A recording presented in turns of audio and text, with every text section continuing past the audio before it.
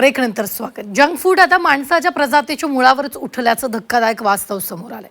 अभ्यासानुसार junk food खाणाऱ्यांमध्ये वंध्यत्वाचं प्रमाण वाढत असल्याचं समोर आलंय।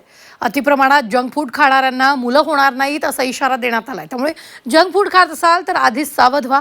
पाहूया।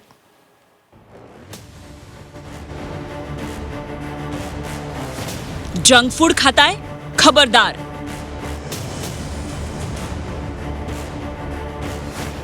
जंक फूडमुळे वंध्यत्वाचा धोका।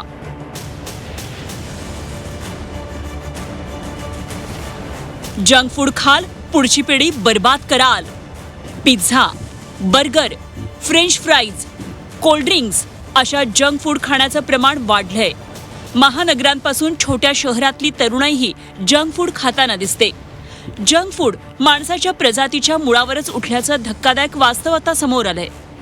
एका अभ्यासानुसार जंक फूड खाणाऱ्यांमध्ये वंध्यत्वाचं प्रमाण वाढत असल्याचं समोर आलंय।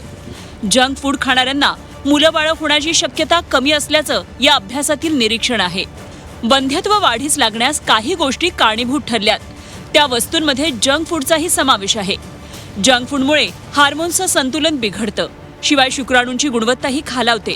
वंध्यत्वासाठी कारणीभूत असलेल्या घटकांमध्ये तळलेले पदार्थ, बेकरी उत्पादनं, मैदा, पांढरा ब्रेड, शीतपेय, अतिप्रमाणात कॉफी पिणं, मद्यपान, धूम्रपान, तणाव, निद्रानाश ही कारणं असल्याचं सांगण्यात येतंय।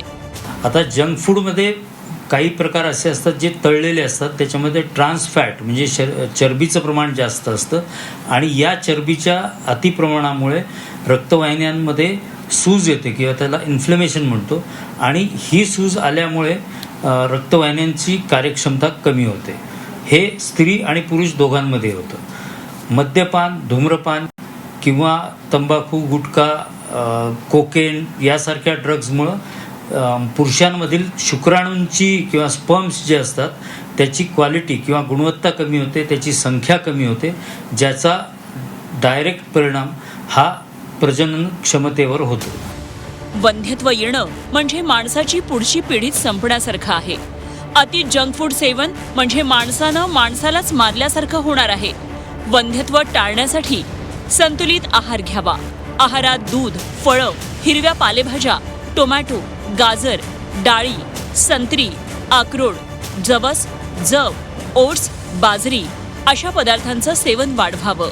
थोडक्यात जंक फूड शक्य तेवढं टाळायला पाहिजे। जी प्रजननक्षम किंवा मूल होऊ देण्याची इच्छा असलेली कपल्स असतील किंवा जोड्या असतील त्यांनी जंक फूड आणि व्यसनं टाळायला पाहिजे।